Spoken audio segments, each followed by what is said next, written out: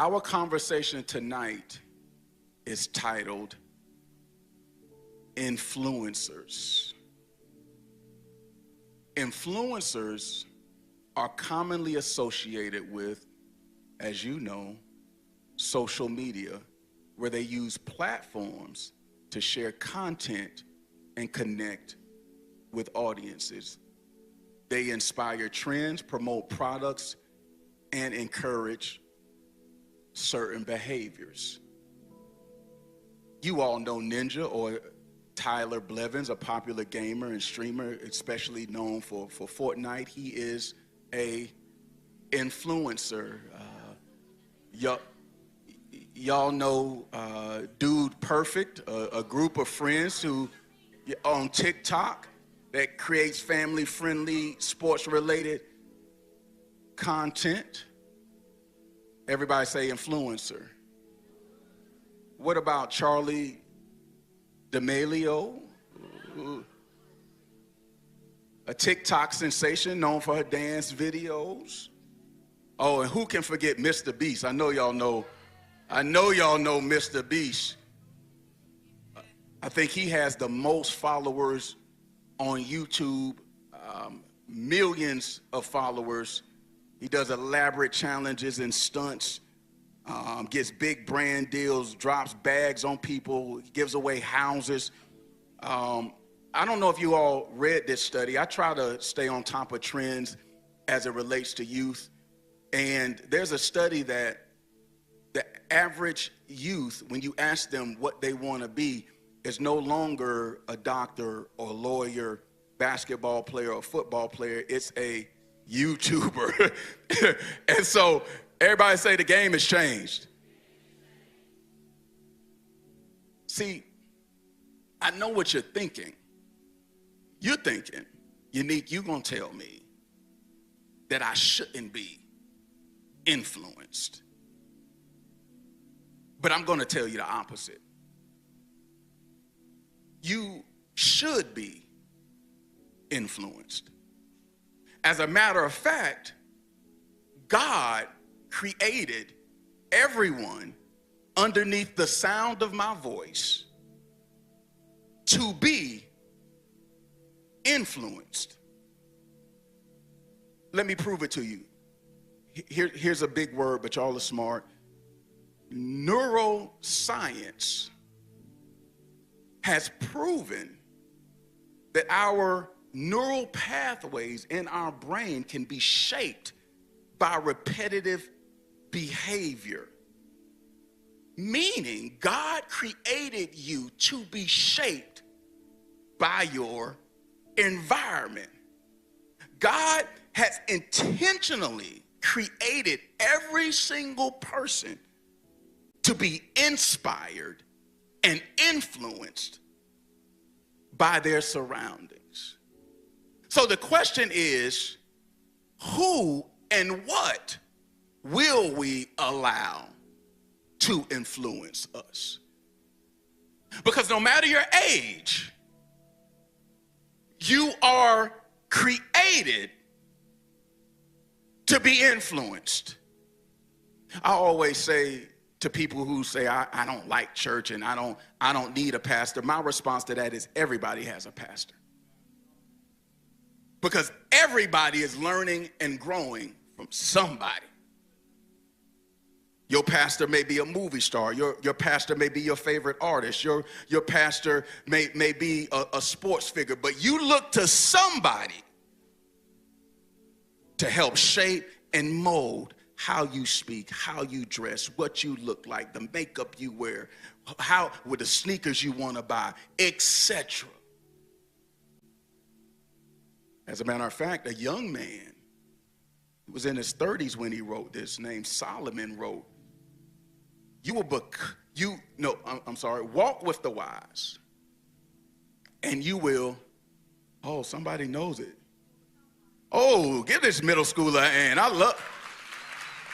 Oh my goodness. Some of them in the word. Associate with fools, and you will get in trouble. That's y'all didn't even know that was in the Bible. That's Proverbs 13, 20. Walk with the wise. And what happens? Associate with fools. What happens? Has there ever been a truer scripture? Here's what your homeboy says. I remixed it. You become who you walk with. Let me say it a little differently. Association, you'll like this, Nate, breeds assimilation. Who I associate with, I will assimilate. Meaning, anybody you allow in your space, you're giving permission to shape. Let's define this word, fool. Fool. Your grandma ain't made that word up. It comes from a Hebrew word. My grandma. Anybody ever had a grandma who say, you were just a fool? We must have grew up in the same family. Refers to someone lacking wisdom and or morally deficient, meaning they act recklessly and they don't want to do what's right. But what I'm not going to do, because I've worked with youth long enough to know, I tell y'all all the time, I'm a recovering youth pastor. Shout out to all my youth. Can we give all our youth workers a hand in here real quick? Oh my goodness, it takes a village. It's the hardest ministry to serve in because not only do you have to encourage, inspire, and educate people who don't want to be there, but you also have to serve and support their parents as well. So there's this tension, it's this duality that you have to fight through to serve and support that age group. But it's an important work. And I've learned working with youth that just telling them what not to do isn't good enough. Because if I tell you all what not to do, you're going to oftentimes be more inspired to want to do it. And let me tell you something, we need to stop beating this generation up and build them up. They're one of the smartest, fastest learning. This is why you just can't tell them something, because they'll figure it out without you. Because they have more technology in their hands than what sent the first astronauts to the moon. I told y'all before that my daughter realized who I was before Daddy was ready to tell her. She came in my office one day and said, Daddy, you've been to jail. Thank God for Google, because Google, I said, I need to pay somebody to scrub Google. There's some stuff I need to, yeah, baby, Daddy. Wasn't born a pastor, so let's sit down and let's talk about it. Once it gets on the internet, you cannot erase it. That's a whole nother topic for a whole nother Saturday. But what I'm not going to do is tell you what not to do. I'm going to help you to understand why you do what you do. Here's a question. Why do some of us, and I'm not just talking to the young people here, why do some of us choose to hang with fools? Yeah, because there's some senior saints that still have foolish friends. Yeah, some of you. We're all going to answer the question, why do I give certain people access to my space? Here it is, Proverbs 4:23. We're going to work through it. Y'all been a great crowd. Let's read that together on three. 1, 2, 3.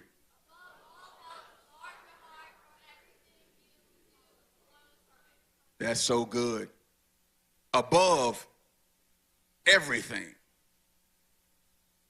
What should I do? What should I do? Why?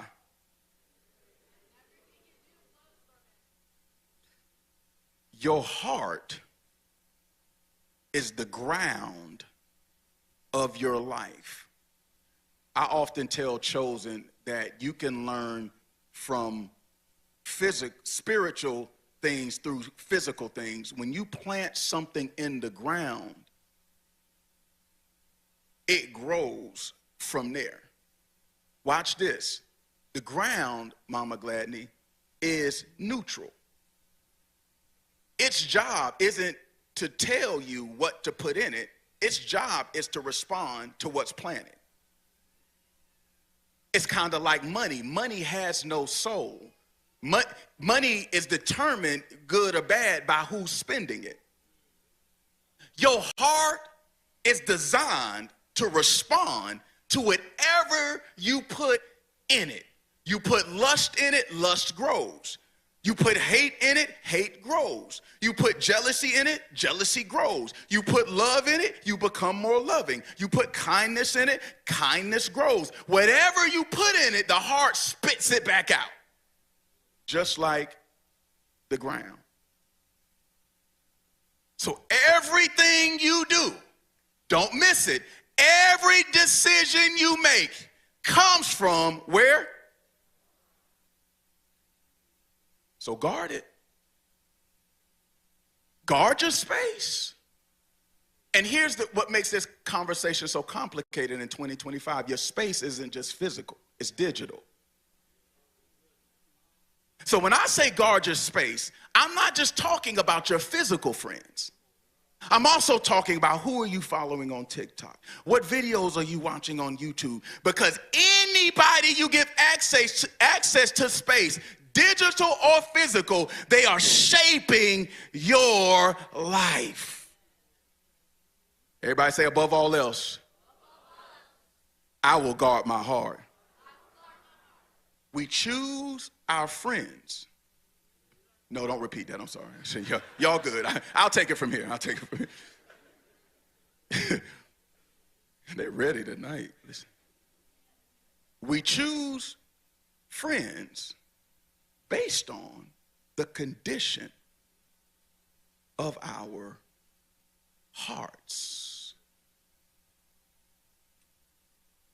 You attract who you are. You'll realize one day when you get money of your own.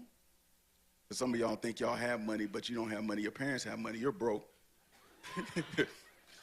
He said, I got $50 in my Cashapp.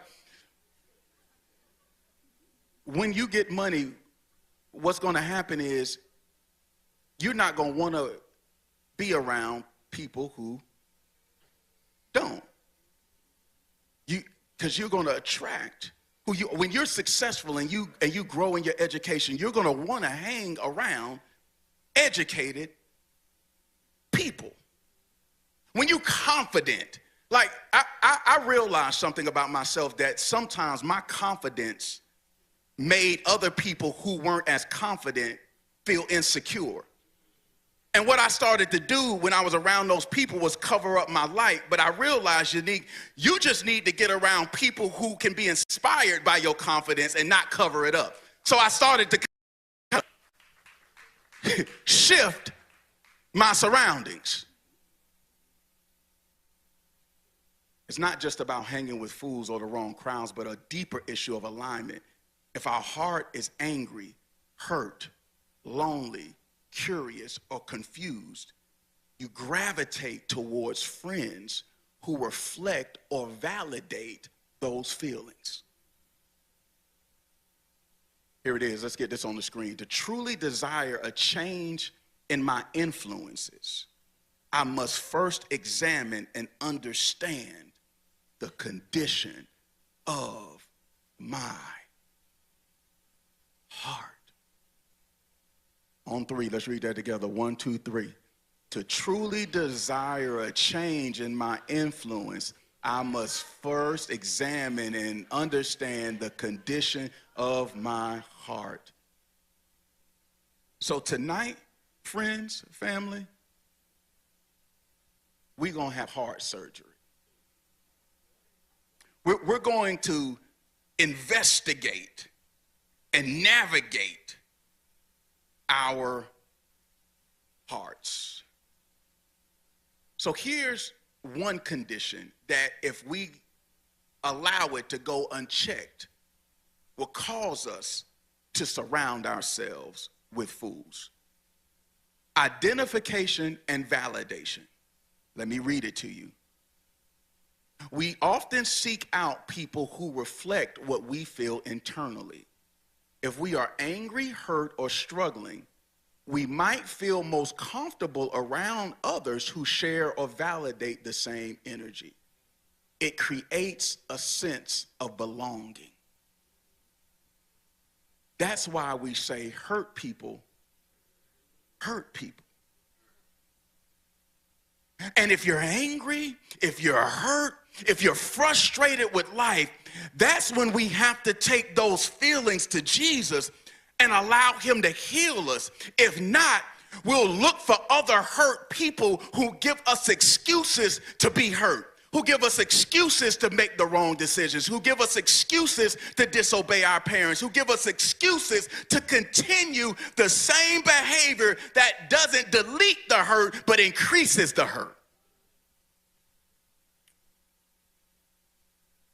Not only identification and validation, but a desire for connections.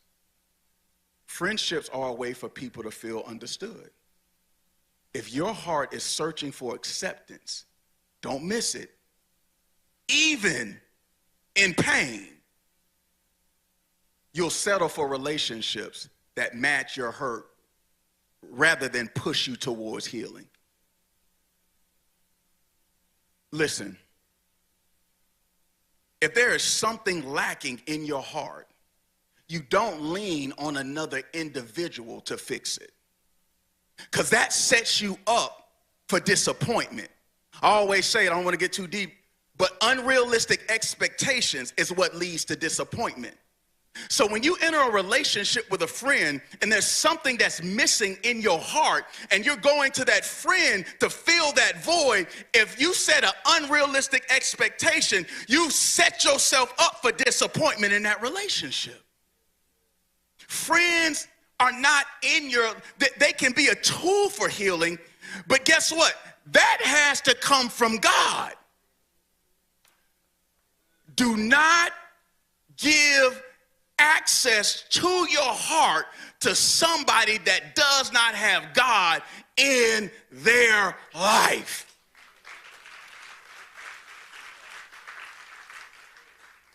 I'm telling you, this is the cheat code.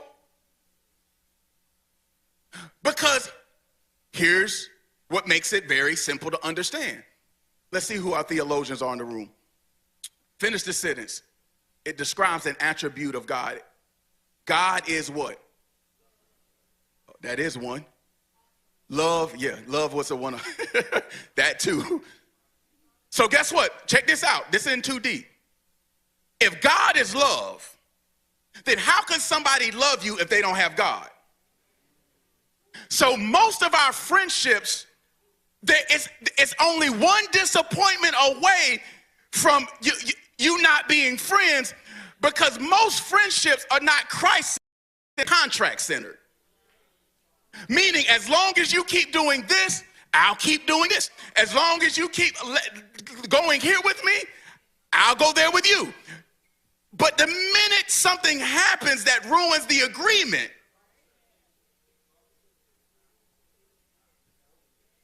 because it takes God to love you.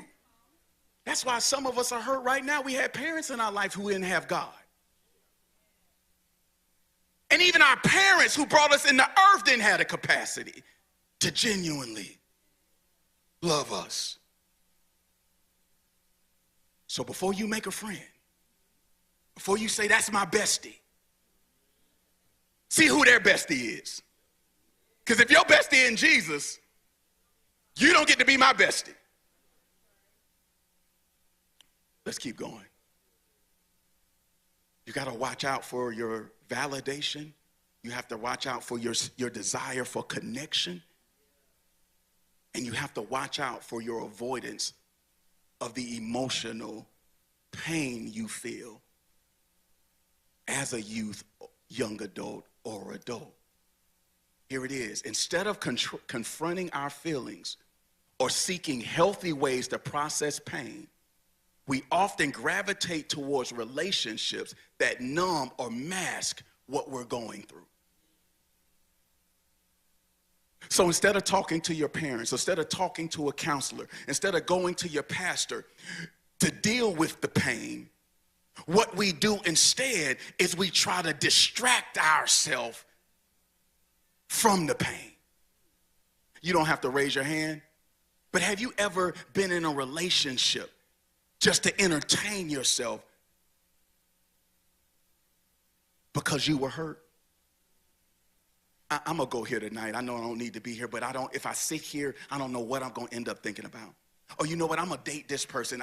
I don't think it's going to go anywhere, but I just can't stand to be alone. And if I'm alone, I don't want to deal with this pain. I'm telling you, if you don't deal with the pain, you're going to use a person to deal with the pain, and that compounds the pain. Here's something I learned about Jesus that I want to share with you. This is deep, so follow me on this, and I'll be out your face. We're going to keep it short tonight. God is meant to be your everything. All of us have a God-shaped hole in our heart that only God can fill. But because we're human, we all have spent time trying to fill that God-shaped hole with people, God-shaped hole with drugs, God-shaped hole with addictions, God-shaped hole with dating, God-shaped hole with entertainment. We try to fill it only to find out we're more dissatisfied with our life after. That's why the Bible says, to the lonely person, don't get a fake friend. Lean on me in your loneliness, and what you'll realize is that I'll never leave or forsake you. That's why he says to the person that's lacking confidence or lacking self-esteem, he says, don't try to get that outside of me, because I can supply all your needs according to my riches and glory. So the reason Jesus describes himself is he wants you to know that whatever you're lacking, he has the power to fill. And when you allow him to fill it, it increases your faith in who he is.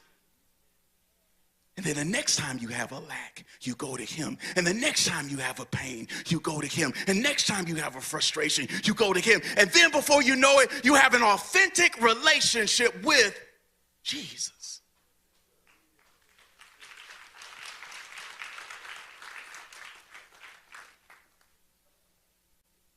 So here's how we fix it, family. Purpose point number one, I want all of us, and when I say all, I'm not just talking to the middle school, I mean all of us, to have an honest prayer for healing and reflection.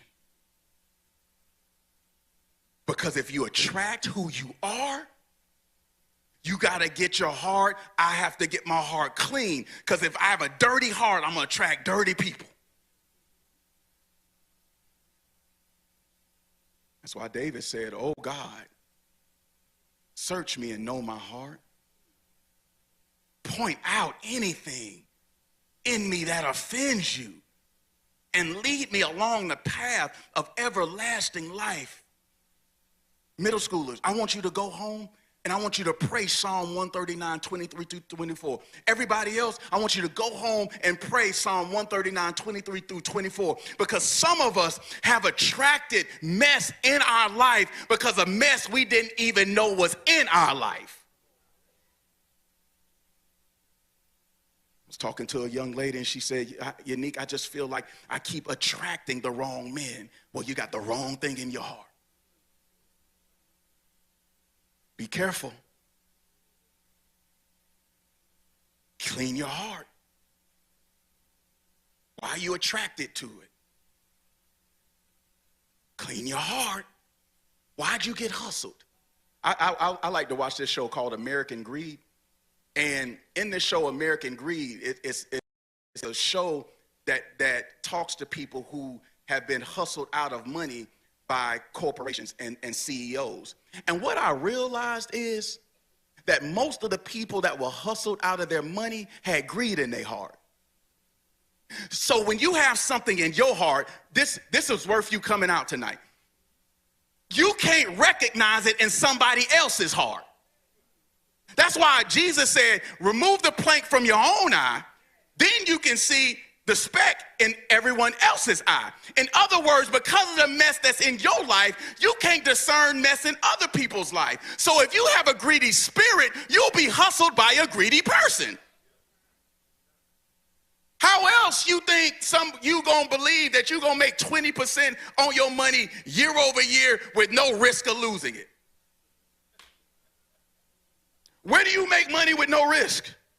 You listen to that because you're a greedy person and you want to make money fast. Get it out your heart.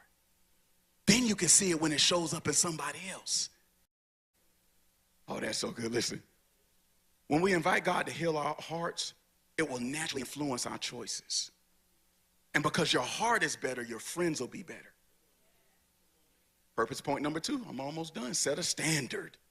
Set a standard. It's not sin to be by yourself. Think about the kind of person you aspire to be and look for friends who reflect those traits. Everybody say set a standard. So if you want to be a more disciplined person, find somebody at your school who's more disciplined than you and make them your friend. If you want to be a more kind person, find somebody that goes to the person that doesn't have a friend at the lunch table and sits by them so they're not lonely, and ask that person why they care so much about other people and make them your friend. Whatever you aspire to, surround yourself with. I always say I don't want to be the richest, smartest, holiest person in my group. I want to surround myself with people who are on higher levels so that I can begin to be shaped by values that I don't have. You want to have courage, find people who will encourage and support you. If you want to be a humble person, surround yourself with somebody who's humble. If you want to be a better Christian, surround yourself with somebody whose spirituality inspires you. Set a standard, because you're too special to surround yourself with somebody who's not going to lead you closer to God. Purpose point number 3, create healthy boundaries. It's okay to love people who are struggling, but it's also important to have friends who help you grow and stay on the right path. I'm not saying that if a person is not where you are, you can't associate with them. Just make sure you're the influence. I'm not saying that everybody has to be perfect to be your friend, but what I'm saying is make sure the friendship that you're the leader and that you're not allowing their bad character to corrupt you. When you're in dark places, you be the light. Friendships are about balance, choosing people who lift you up, not pull you down. You need boundaries.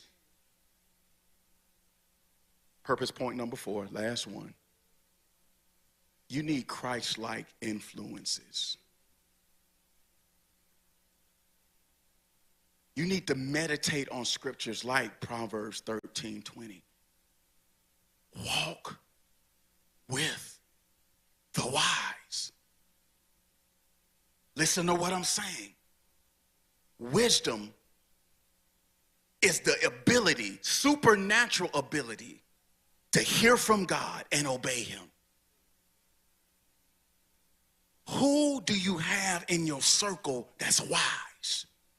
Who do you have in your circle who can point out your mess without you getting offended? Who do you have in your circle who will put you on a path of purpose when you tempted to go in the wrong direction? because you will become whoever you're walking with.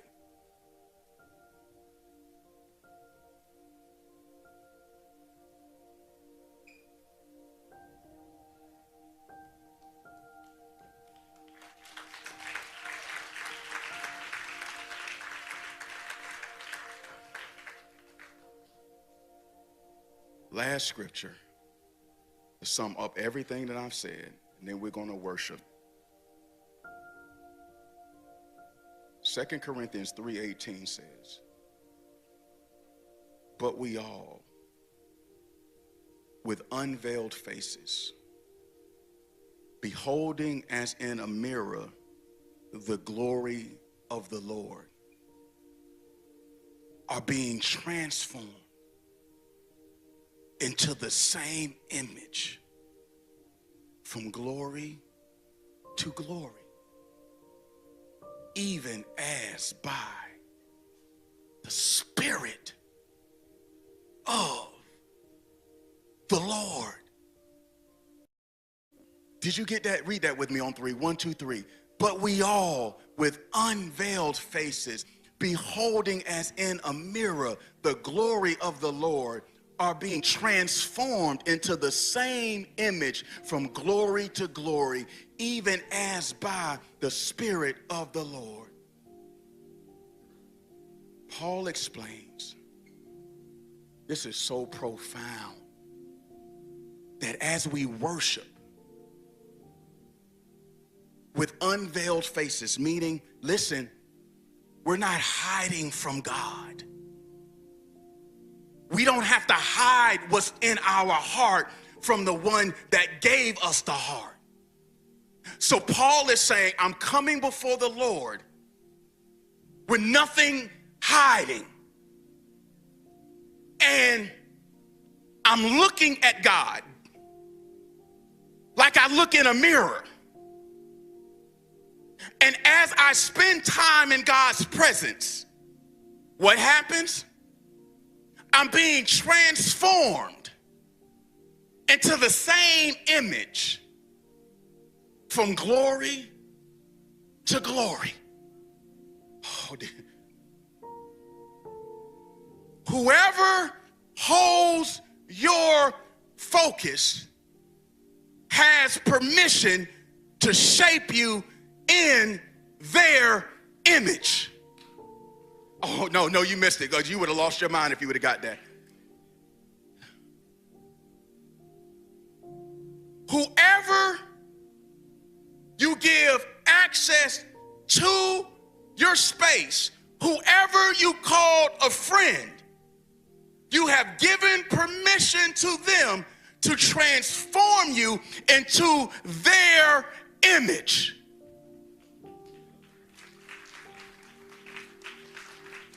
So before I let you in my circle, I have to ask myself, do I want to be shaped like you?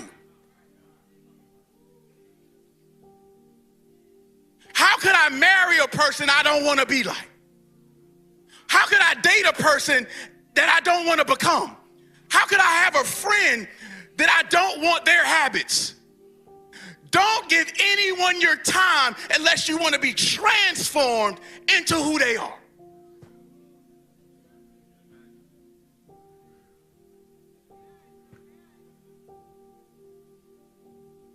People are like plants. We grow based on our environments, and we spend too much time with people who help us have fun but don't help us find purpose.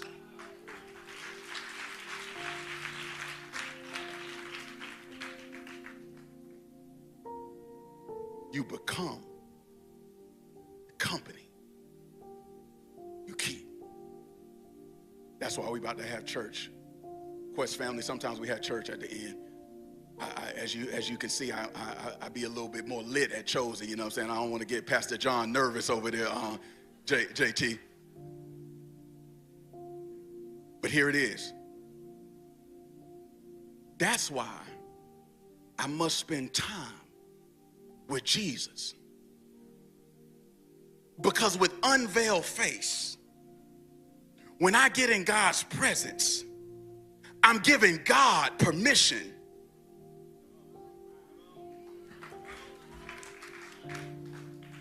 to shape me into, I told y'all need to start getting ahead of me. When I spend time with God, I become more godly. When I spend time with Jesus, I get Jesus' heart. When I spend time with God, I get God's humble nature. When I spend time with God, I get God's character. When I spend time with God, I get God. Am I the only one that wants to be transformed into the image of Jesus? Is there anybody besides myself that want to be holier this year than last year? Am I the only one that wants to be I want the character of Jesus. I want the bag that Jesus got. I want the purpose Jesus lived in. I want to be like my Savior.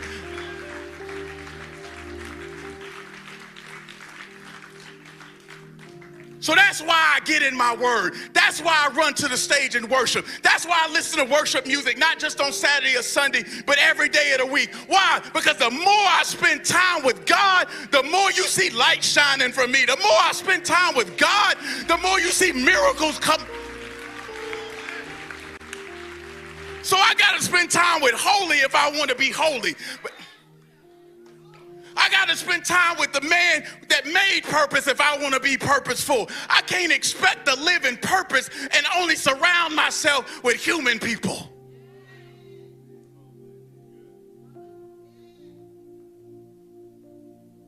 Come on, chosen to worship. Who I become is shaped by the company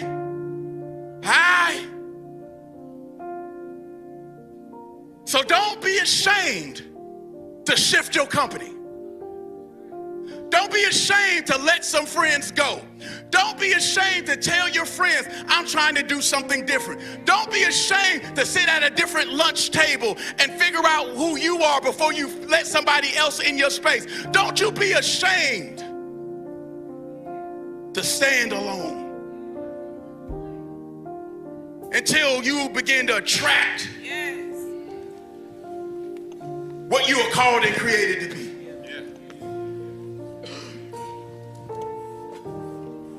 So during this last worship song, y'all, we have people who are willing to pray with you at our crosses. So if you need prayer about anything, let us intercede and pray with you. We will be honored to do that. If you want to come up to the stage and worship, so you can be transformed into the image of God, feel free to go on and come down. And we are going to worship so we can look more like Jesus.